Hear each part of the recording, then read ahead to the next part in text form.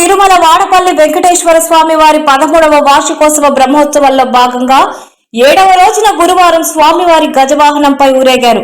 ఉదయం విశ్వక్సేన పూజతో అర్చకులు కార్యక్రమాలను మొదలుపెట్టారు.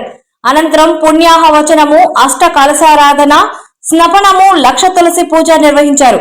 ప్రతి గురువారం తిరుమలలో జరిపే తిరుప్పావడ సేవను అత్యంత భక్తి శ్రద్ధతో నిర్వహించారు. అనంతరం ప్రధాన హోమములు, దిగ్దేవత బలిహరణ, నీరాజన, మంత్రపుష్పములు, తీర్థ ప్రసాద వితరణ జరిపారు. తిరుప్పావడ సేవ, లక్ష తులసి పూజ తదితర పూజా కార్యక్రమాల్లో కొత్తపేట ఎమ్మెల్యే బండారు సత్యానందరావు పాల్గొన్నారు.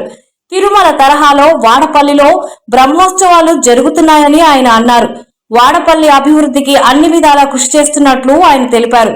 సాయంత్రం స్వస్తి వచనము, ప్రధాన హోమములు, దిగ్దేవత బలిహరణ, నీరాజన, మంత్రపుష్పములు, తీర్థ ప్రసాద వితరణలు జరిపారు.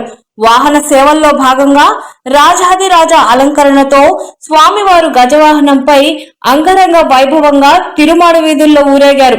డిప్యూటీ కమిషనర్ నల్ల సూర్య చక్రధర్రావు గజవాహనాన్ని మోశారు.